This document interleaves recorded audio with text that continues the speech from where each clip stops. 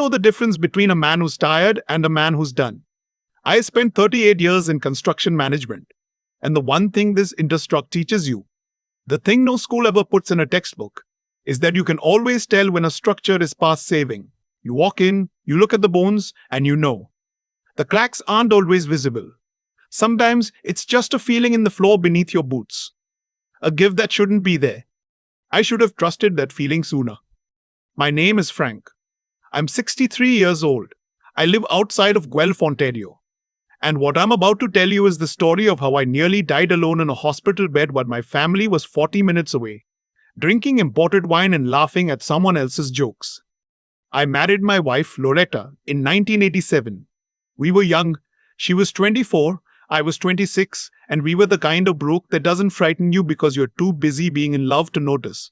We rented a 2-bedroom in Kitchener with a radiator that banned all winter and a landlord who showed up unannounced on Sunday mornings. We thought it was an adventure. Maybe it was. We had our daughter Stephanie in 1990. She came into the world screaming, and honestly she never really stopped. I mean that with love. She was fierce from the start.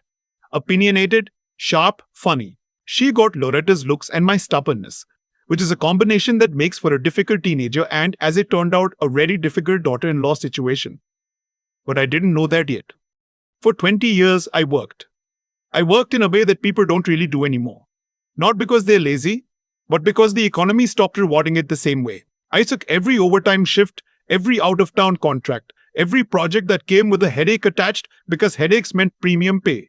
I missed school plays. I missed anniversaries. I told myself it was for the family. Loretta told me the same thing back when she was still trying to believe it. By 2010, we had a paid-off house in Guelph. A lake property near Owen Sound that I'd bought from a retiring foreman for a price that wouldn't exist today. And a retirement account that let me sleep at night. I'm not saying this to brag. I'm saying it because you need to understand what was on the table when things went wrong. Stephanie met Derek in 2015. He was 32, she was 25, and he came with the kind of confidence that fills a room before the person does. He sold commercial real estate. He had opinions about wine. He drove a leased BMW and talked about it like he owned it. I didn't dislike him immediately. That came later, slowly, the way rust comes. You don't see it happening.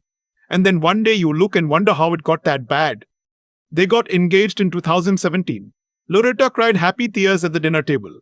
I shook Derek's hand and said all the right things. We paid for the wedding. $54,000 at a venue outside of Cambridge, because Stephanie had a vision and Derek had expensive taste, and the two of them together had no savings whatsoever. I paid for it. I said it was a gift. I meant it to be. The wedding was beautiful. I'll give them that. And for a while, maybe 2 years, things were fine.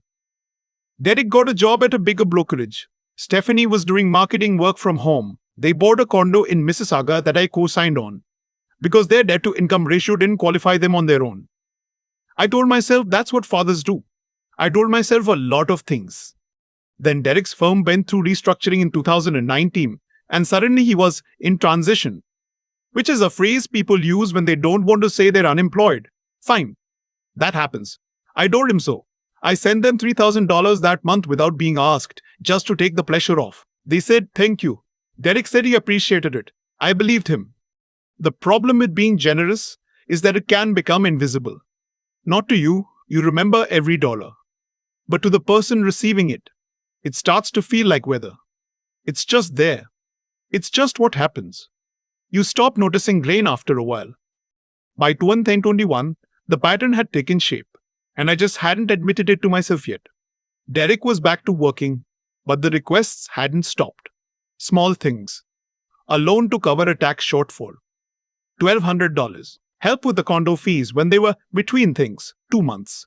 $4,300 total. Stephanie's car needed new brakes and rotors, and somehow that conversation ended with me buying her a different car entirely. A 2019 Civic. Because Derek said the old one wasn't reliable and I didn't want my daughter driving something unreliable. I want to be honest here. Loretta wasn't oblivious to any of this. She noticed. But Loretta had a way of seeing Stephanie first. The little girl she raised, not the grown woman making choices. And she would smooth things over in her mind before they could become arguments. She'd say Derek was going through a rough patch. She'd say Stephanie was trying. She'd say families help each other out. I stopped arguing with her about it somewhere around 2022. Not because I agreed, because I was tired, and because somewhere in the back of my mind I had started doing math, and the math was telling me something I wasn't ready to hear. November of 2023 is when things broke. I had been having chest discomfort on and off for a few weeks. Not pain exactly, more like pressure. Like something was sitting on my sternum that shouldn't be. I'd mention it to Loretta and she'd tell me to drink less coffee. I'd mention it to myself at 3 in the morning and tell myself I was fine. On the 14th of November, a Wednesday, I was in the garage reorganizing some equipment I had stored from my last site. I'd done some consulting work that fall, and it stopped being pressure and started being something else entirely. Something that went up into my jaw and down my left arm and made my vision do something I can't fully describe. Like the edges of the room folded inward. I sat down on a plastic storage bin. I sat there for a moment trying to decide if I was dying. My phone was on the workbench. I got to it. I called 911. The paramedics arrived in 7 minutes. I remember one of them, a young woman, maybe late 20s, telling me to keep my eyes open and keep talking. She had a calm in her voice that I recognized from job sites. The calm of someone who has seen worse and knows what to do. I spent 34 years in construction management.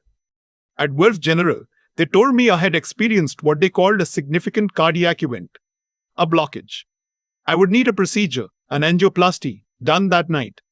They were very clear about the urgency. A nurse asked me for emergency contacts. I gave her Loretta's name and number. I gave her Stephanie's. What happened next, I did not hear directly. A doctor told me afterward when I was stable and asking questions. He told me that when the hospital reached Loretta, she had asked if it could wait until morning. He had told her that it could not, that I was being prepped for an emergency procedure, that she should come now. She had said she would see what she could do. She did not come that night. Stephanie didn't come either. She and Derek were at a birthday party for Derek's brother, a dinner party at a restaurant in Mississauga. When the hospital called her, she apparently said she was an hour away and that she'd come in the morning once she knew more. Once she knew more. I was on a table having a wire threaded through an artery in my wrist to clear a blockage in my heart, and my daughter said she'd come once she knew more. I don't tell you this to make you feel sorry for me. I tell you because this is the moment the math finally completed itself. The math I had been doing for 2 years without writing it down. The answer came to me there, in that hospital, with electrodes on my chest and a TV mounted in the corner showing the lake news with the sound off. And the answer was very simple. They were not going to change. I had been waiting, without realizing I was waiting, for the moment they would see me. Really see me. Not as a resource, not as the man whose account number they had saved in their phones, but as a person. A father. Someone who could get sick. Someone who could need something back. That moment had come, and they had chosen a dinner party. I lay in that hospital bed for 3 days.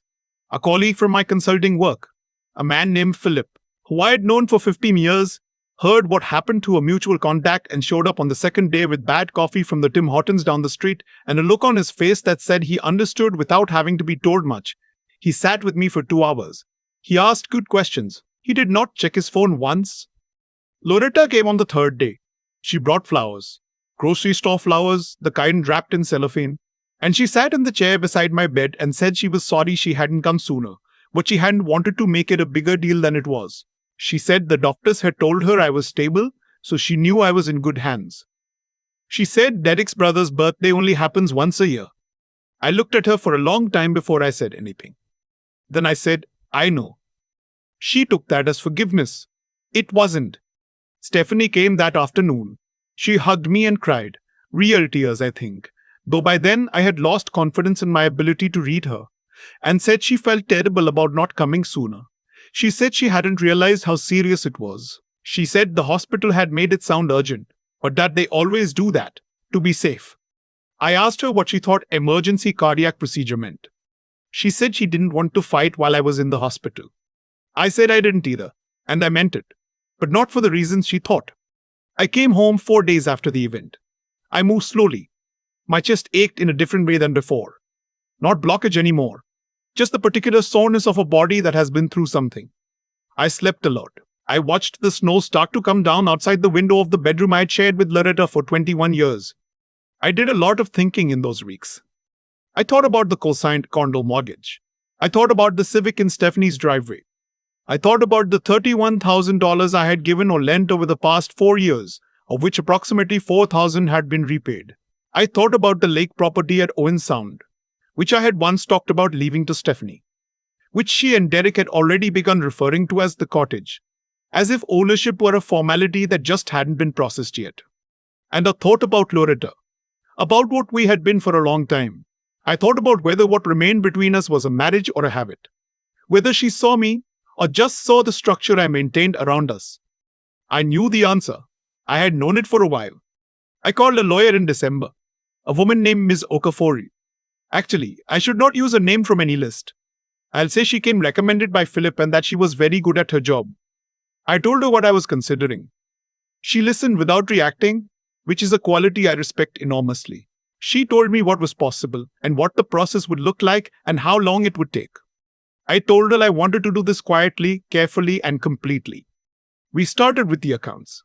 Loretta and I had joint accounts, but I also had accounts in my name alone, my consulting income, my RRSP. I reviewed everything. I consulted a financial advisor who helped me restructure what was legally and cleanly mine. I did not move money improperly. I did not hide assets. I simply made sure I understood precisely what I owned, what I owed, and what I was prepared to separate. The lake property was in my name. I had purchased it before our marriage and kept it in my name throughout, on the advice of a lawyer we had used in the 90s for something unrelated. I had never transferred it. That had been an oversight at the time.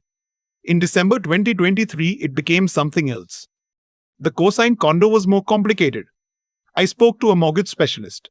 I explored my options. It would take time, but there was a path.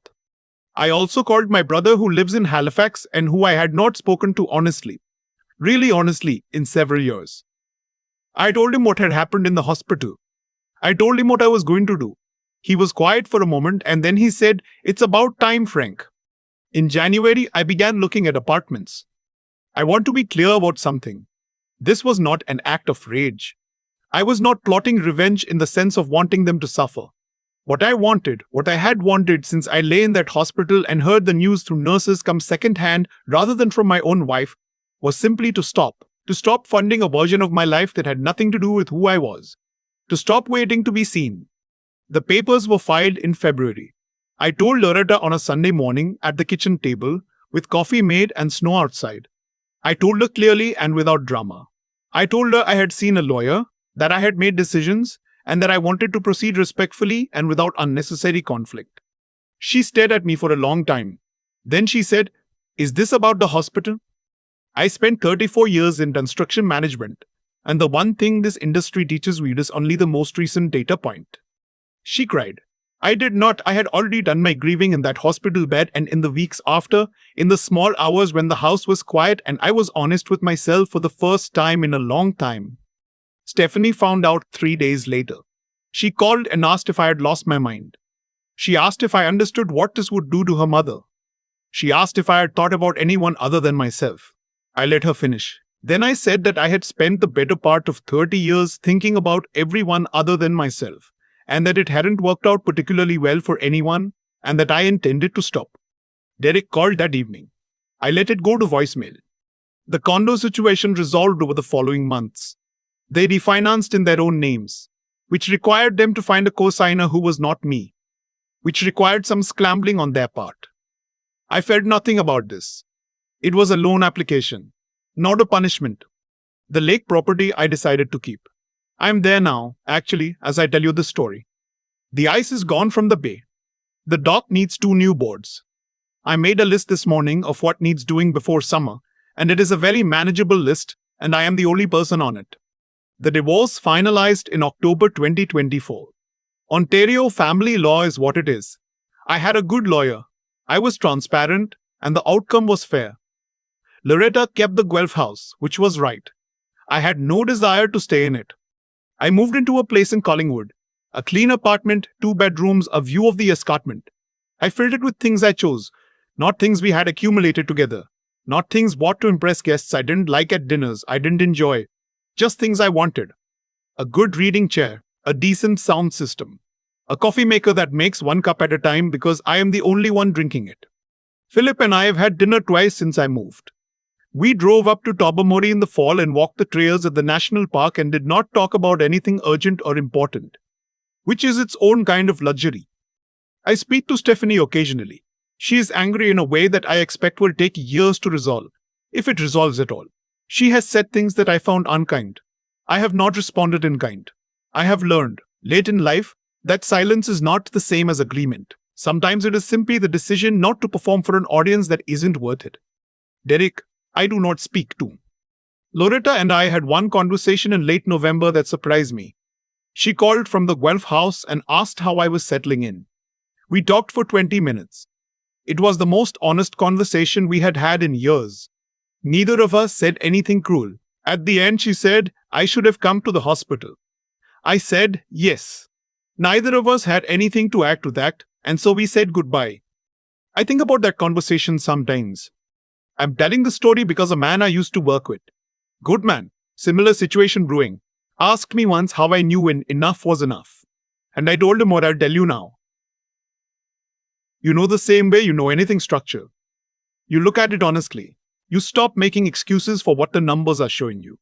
You ask yourself, if I walked away from this building and the whole thing came down tomorrow, would it be because I left? Or would it be because it was never sound? In my case, the answer was easy. I just needed to stop being afraid of it. The bay is still cold this time of year. The loons came back 2 weeks ago. I made coffee this morning and stood on the dock in my jacket and watched the light come over the water, and I did not feel like a man who had lost something. I felt like a man who had finally stopped carrying a load that was never his to carry. It took me too long to put it down. But I put it down, and my back hasn't hurt once since. There's a specific kind of quiet that comes after you've made a decision you should have made years earlier. I noticed it the morning after I filed the papers. Standing in the kitchen in Guelph, coffee in hand, snow coming down outside. And it wasn't the quiet of emptiness. It was the quiet of a house that had stopped pretending. I think about cause and effect a lot now. Not in any mystical sense. I'm not a man who puts much stock in the universe sending messages. But I do believe, deeply and from experience, that the way we treat people accumulates.